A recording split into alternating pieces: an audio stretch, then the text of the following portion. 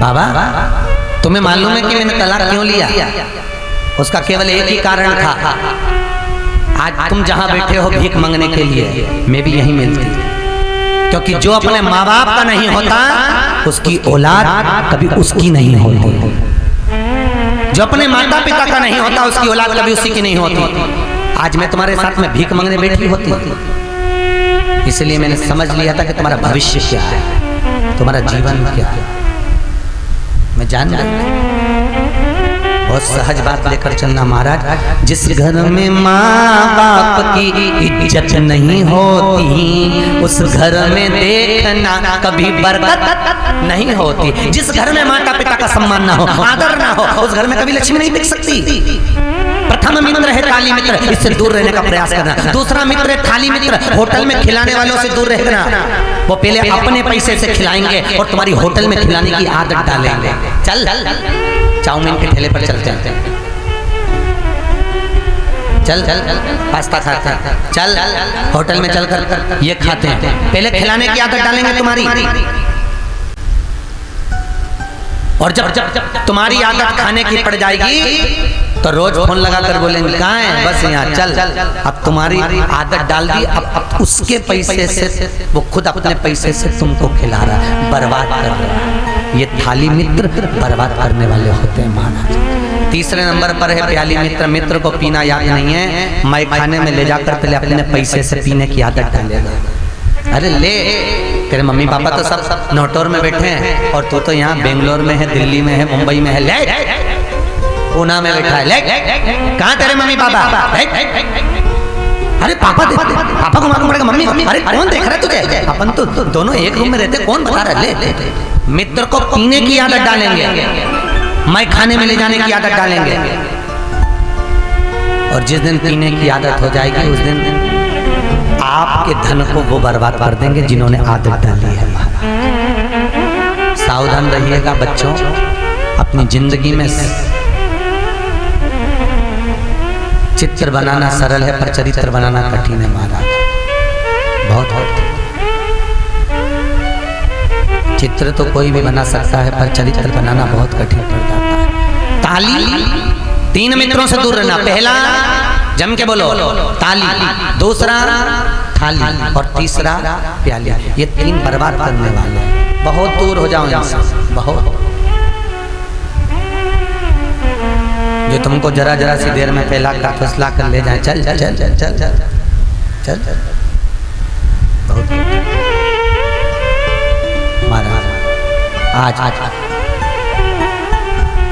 एक मित्र बिजनौर चले गया जन्मदिन मनाने के लिए, दूसरा हरिद्वार चले गया जन्मदिन मनाने के लिए। दोनों में लड़ाई हो गई, चले गए। मन की कथा चल रही है, मन कहाँ? बिजनौर वाला होटल में रूम बुक कराया, खूब मदिरा का पान कर रहा है, मांसाहार कर रहा है, वेश्यावृत्ति कर रहा है। हरिद्वार वाला गंगा के घाट पर नहा रहा था, नहाते नहाते कोई उसकी चप्पल चुरा के ले गया, नहाते नहाते उसके कोई सामान चुरा कर ले गया। हरिद्वार वाला सोच रहा है, बताओ, दोस्त कह रहा था बिजनौर चल चल, मैं भी कहाँ हरिद्वार आया, उससे तो अच्छा मेरा दोस्त खूब एंजॉय कर रहा होगा, पार्टी मना रहा होगा, होटल में पड़ा होगा, खूब डिस्को कर रहा होगा, खूब खा पी रहा होगा। वो गंगा के सामने बैठकर बात याद कर रहा है दोस्त को। दोस्त होटल में पड़ा था, नशे में धुत था, उसके बाद भी उसके मन में था मुझसे तो अच्छा मेरा दोस्त, मैं यहाँ भ्रष्टबाड़ा में पड़ा हूँ, मेरा दोस्त गंगा की डुबकी लगा रहा होगा, शंकर का अभिषेक कर रहा होगा, मंदिरों के दर्शन कर रहा होगा, मनसा माँ के मंदिर पहुंचा होगा, चंडी देवी के मंदिर पहुंचा होगा। वो होटल में पड़े पड़े हरिद्वार को याद कर रहा है और वो हरिद्वार में बैठा बैठा होटल को याद कर रहा है। दोनों मिल गए, एक ही गाड़ी से जा रहे थे, कहीं एक्सीडेंट हो गया 6 महीने बाद, दोनों मर गए। जो होटल में पड़ा था वो बैकुंठ चले गया, जो हरिद्वार की सीढ़ी पर पड़ा था वो नरक चले गया। कारण क्या था? अरे बोलो जम के, क्योंकि मन उसका हरिद्वार में लगा था और वो हरिद्वार में रहने के बाद भी उसका मन होटल में लगा था। बस भगवान तुम्हारा ये शरीर, ये कपड़े, ये लत्ते, ये जेवर, ये आभूषण भगवान नहीं देखता। फिर वही बात है, क्रीम लगाने पर 1 हफ्ते तक चेहरा चमकेगा, पर कर्म से बुढ़ापे तक चेहरा चमकता है। अवस्था अच्छा कर्म करो महाराज। भगवान तुम्हारे कपड़े देखकर नहीं ले जाएगा। भगवान, कई लोग कहते हैं कि हम साधु, हम तपस्वी, हम साधक, हम उपासक। शास्त्र कहता है भगवान वस्त्र नहीं देखता। फिर वही वाली बात आ गई, भगवान को पाने के लिए कपड़ा बदलने की जरूरत नहीं पड़ती, मेरे राम को पाने के लिए मात्र कलेजा बदलने की जरूरत पड़ती है। कलेजा बदला, राम मिल जाएगा। कपड़े तो दुनिया कितनी, अभी ये आगे कथा सुनोगे, रावण ने कपड़ा बदल लिया, बदला था नहीं बदला? रावण संत का चोला पहन कर गया। कपड़ा बदलने से क्या होता है? कलेजा बदलता। मेरे राम जी ने कोई कपड़े नहीं बदले, बदलने की जरूरत ही नहीं थी। क्या बदलूं मैं? कलेजा बदलना चाहिए। राम कपड़े बदल, रावण कपड़े बदल के रह गया, पर अपने कलेजे को नहीं बदल पाया। कलेजे को नहीं बदला। जब कुंभकर्ण को जगाया था ना युद्ध के लिए, सो रहा था वो, तो जगाया, उसको जगाया तो कुंभकर्ण ने पूछा क्या बात है, क्या हुआ? युद्ध हो रहा है। किसका युद्ध? राम और रावण का। अच्छा।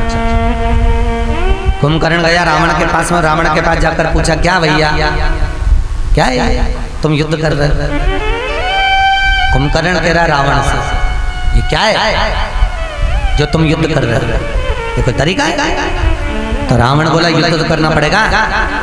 अरे तो तुम्हें युद्ध की क्या जरूरत है? तुम तो मायावी रावण हो। माया से राम का रूप रखो, सीता के पास जाओ, सीता को अपना बना लो, खत्म काम। युद्ध करने की जरूरत क्या? अरे रावण कहता है कुंभकर्ण, तू तो मूर्खों जैसी बात कर रहा है। जो तू बोल रहा है ना, मैं इसको करके देख चुका हूं। जो तू बोल रहा है मैं पहले करके देख चुका हूं। जितनी बार मैं राम का रूप बनाकर, जितनी बार मैं राम का रूप रखकर सीता के पास जाता हूं, उतनी बार सीता मुझे बेटी की तरह, मां की तरह नजर आती है। जितनी बार मैं सीता के पास गया, सीता मुझे बेटी की तरह, मां की तरह नजर आती है। मैं राम का रूप रख कर जाता तो सीता मुझे मां की तरह दिखती है। कुंभकर्ण कहता भैया अब तो तू युद्ध कर ले, अब तू युद्ध कर। तो रावण ने पूछा तू ऐसा क्यों कर रहा है? कुंभकर्ण कहता है मात्र राम का रूप रखने पर तेरा मन बदल जाता है, तो राम सामने होगा तो तेरी जिंदगी बदल जाएगी। तेरी जिंदगी बदलने वाला केवल राम ही होगा। रख तू रूप, और अब रूप रखने की जरूरत नहीं, अब तो युद्ध कर। फिर रावण युद्ध कर। मन बदलना बहुत कठिन है, इस मन को परमात्मा तक ले जाना कठिन है, इस मन को भगवान के चरणारविंद तक पहुंचाना कठिन है,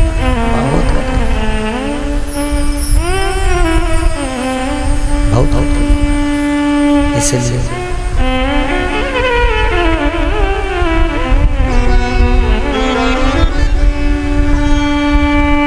भगवान के चरणों में चित्त वृत्ति को, इस मन को छोड़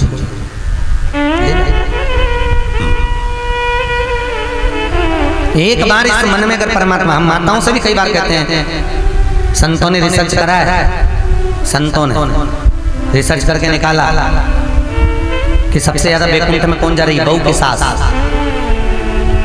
संत रिसर्च करके निकाले कि सास वैकुंठ जा रही है कि बहू वैकुंठ जा रही है? सबसे ज्यादा। तो रिसर्च में निकला सबसे ज्यादा बहू में वैकुंठ जा रही है, सास और नरक में जा रही है। तो पूछा सास नरक जा रही, बहू वैकुंठ जा रही है, ऐसा कैसे हो सकता?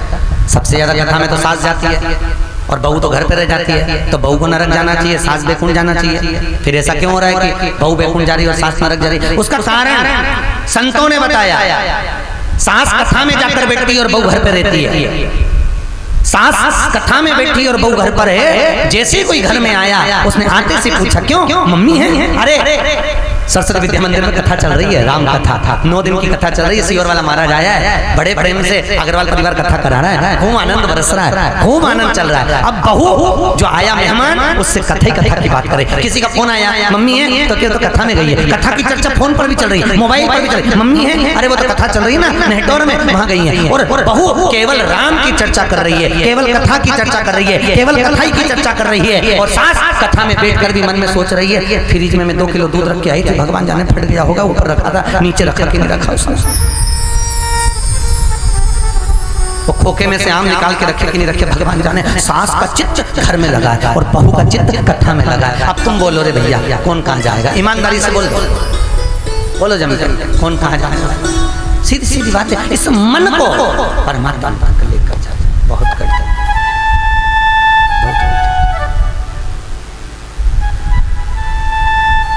लेकर जाइए। और जिस दिन आपकी ये प्रवृत्ति, आपका ये मन, आपकी ये सोच परमात्मा तक पहुंच गई, उस दिन जीवन का सर्वाधिक सुख का अनुभव होगा।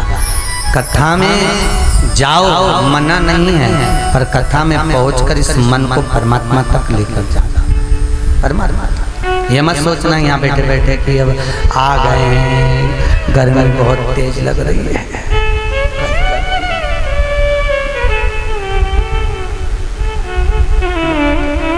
एक सत्य बात बताऊं, बहुत सरल सी बात है, बहुत सत्य है। घर से चले होगे, दरवाजे तक पहुंचे होगे, कथा नहीं चालू हुई होगी, तब तक तुमको अच्छी गर्मी लग रही होगी। पर जैसे कथा चालू होती है, स्वयं हनुमान जी महाराज पवन देव से कहते हैं पिताजी थोड़ी मंद मंद हवा का संचार करते रहना। जिसका मन कथा में लग जाता है, धीरे धीरे हवा का संचार इससे लगता है कि उसको गर्मी का एहसास ही नहीं होता। कथा में चित्त अगर लग गया, डोरी एक बार बंद गई तो फिर वो चित्त वृत्ति में कहीं कुछ लगता है, फिर अनुभव नहीं। इसलिए महाराज बाबा ने कहा, भगवान भोलेनाथ मां जगत जननी जगदम्बा से कह रहे हैं जगत जननी, भगवान राम जी महाराज के सुंदर प्रसंगों को मैंने कहा बाल्यावस्था का वर्णन करा, गुरु घर करने के लिए भगवान पहुंचे और गुरु के महत्व को दर्शाया। कल कथा में कहा था 4 गुरु होते हैं जीवन में, प्रथम गुरु माँ, दूसरा गुरु पिता, तीसरा गुरु शिक्षक, चौथा गुरु सदगुरु। 4 अवस्था के 4 गुरु हैं। बचपन में माँ का आशीर्वाद, जवानी में पिता का आशीर्वाद, अधेड़ी में शिक्षक का आशीर्वाद और बुढ़ापे में सदगुरु का आशीर्वाद होना चाहिए। ये चारों जिंदगी को सवार देते हैं। इन चारों को अपने जीवन के आनंद सुख में रखिए और याद रखना, गुरु बिन ज्ञान न उपजे, गुरु बिन संशय ना मिटे, गुरु बिन भक्ति ना मिले और गुरु बिन मुक्ति ना मिले। गुरु बिन फल की प्राप्ति नहीं हो सकती। जिसका गुरु मंत्र नहीं होता, आपको कथा में कहा था, उसके हाथ का कितना भी दान कर लो, पुण्य कर लो, सत्कर्म कर लो, दान का महत्व नहीं होता महाराज। उस दान को स्वीकार नहीं किया जाता अगर गुरु मंत्र नहीं है, गुरु मुख नहीं। इसलिए 50 बार विचार करना, पानी पियो छान गुरु करो जान। गुरु करने से पहले 50 बार विचार करना, हम जिससे मंत्र ले रहे हैं उससे मंत्र लेकर हम तर तो जाएंगे, भगवान की शरणागति तक पहुंच जाएंगे। पर गुरु के पीछे मत पड़ना। द्रौपदी का चरित्र याद करो, दुशासन चीर खींच रहा है द्रौपदी का। द्रौपदी आंख में आंसू भरकर धृतराष्ट्र गांधारी के सामने खड़ी होकर कहती है, तुम मेरे काका ससुर हो, तुम मेरी काकी सास हो, कम से कम तुम तो साथ दो। धृतराष्ट्र और गांधारी, धृतराष्ट्र कहते हैं मेरे नेत्र नहीं, और गांधारी कहती है मेरी आंखों पर पट्टी बंधी है, नेत्रों पर पट्टी बंधी है। दुनिया की सबसे विचित्र नारी थी गांधारी, सबसे विचित्र। और भगवान से निवेदन है ऐसी दूसरी भेजना भी मत जैसी उसको भेजा जाए। इसलिए शायद वेदव्यास जी महाराज ने कुंती के आगे लिखा है धर्म पत्नी और गांधारी के आगे लिखा है केवल पत्नी। केवल पत्नी, धर्म पत्नी नहीं लिखा गांधारी का, केवल पत्नी। तुलसीदास जी ने मंदोदरी के आगे लिखा धर्म पत्नी, गांधारी के आगे वेदव्यास जी ने पत्नी संबोधन लिख दिया। क्यों? क्योंकि भगवान से निवेदन है ऐसी दूसरी मत भेजना। ईमानदारी से बोलना, जी जियो। मान लो किसी के पति को कोई तकलीफ हो गई, कोई बीमारी आ गई, कोई कष्ट आ गया, हॉस्पिटल में वो एडमिट है, तो धर्म पत्नी का फर्ज क्या है कि पति को उठाकर पानी पिलाना, वॉशरूम तक ले जाना, दवाई देना, गोली देना। सही है कि गलत है? अरे बोलो तो सही, धर्म पत्नी का ही लक्षण है। और पंतु कहीं की अगर गांधारी से सीख ले तो डॉक्टर से कह दे उसको पलंग डाला तो मेरे को भी डालो, उसको इंजेक्शन लगाया तो मुझे भी लगा, उसको बाटल लगाई तो मुझे भी बाटल लगा। गांधारी से करती कि सीख ले। भगवान से निवेदन ऐसी मत भेजना। बड़ी विचित्र थी, कितनी विचित्र थी, जिसके 100 पुत्र मरे हुए पड़े थे, 100 पुत्र मरे हुए पड़े हैं, और भगवान कृष्ण से कहती है कन्हैया मैंने आंखों पर पट्टी बांध कर रखी थी, आज तक मेरे पुत्रों को नहीं देखा, कम से कम मर गए उनका शव तो दिखा दे। कन्हैया ने कहा चलो, गांधारी का हाथ पकड़कर भरी सभा में युद्ध के मैदान में कुरुक्षेत्र की भूमि पर उसको ले जाकर पट्टी खोली। तो पट्टी खोलते से सबसे पहले गांधारी ने प्रकृति देखी और बेर के पेड़ पर बेर लगा हुआ देखा। पुत्र मरे पड़े थे और बेर खाने की शुद्ध पड़ गई। बेर तोड़ने चली गई, बेर पे हाथ नहीं पहुंचा तो बॉडियों को पकड़कर, शवों को पकड़कर खींच कर उनके ऊपर खड़ी थी और बेर तोड़कर बेर खा रही थी गांधारी। कुरुक्षेत्र के मैदान में कितनी विचित्र होगी।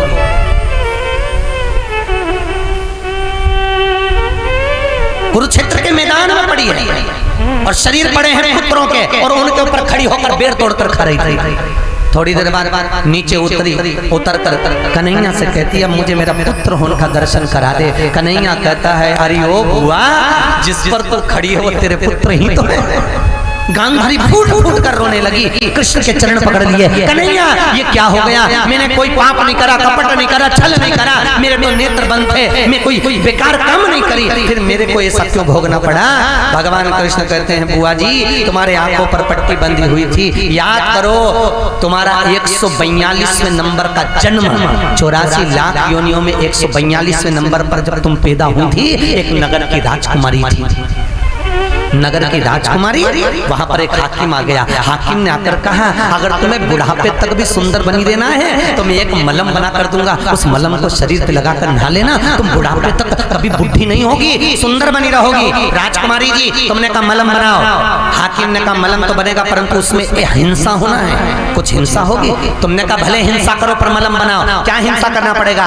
तो राजकुमारी ने पूछा तो हाकिम ने कहा 100 केचुओं को पीस कर मलम बनाया जाएगा। तुमने कहा मार दो 100 केचुए और बनाओ मलहम। और राजकुमारी जी तुम्हारे लिए 100 केचुओं को पीस कर जब मलहम बनाया तुमने शरीर पर लगाया, उसको लगाकर तुम सुंदर बनी। भगवान कृष्ण कहते हैं वही 100 केचुए तेरे पांव के नीचे मसा रहा है, तूने उस समय पर उनको पिसवाया था, वो 100 केचुए तेरे गर्भ से जन्म लेकर आज पीसे जा रहा है।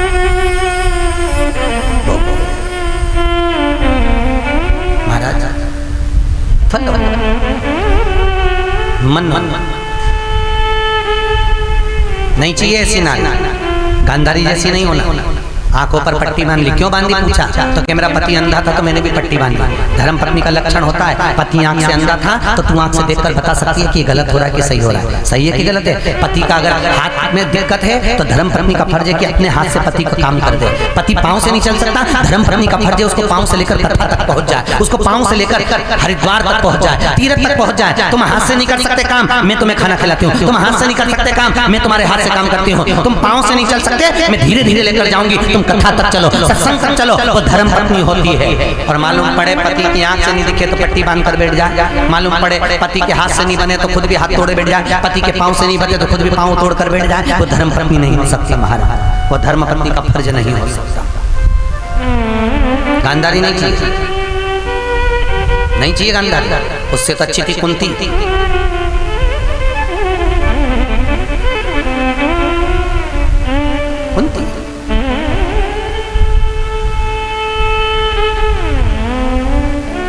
कितने बच्चे थे माता कुंती के? जम के बोलो। माता कुंती के कितने बच्चे थे? केवल 3,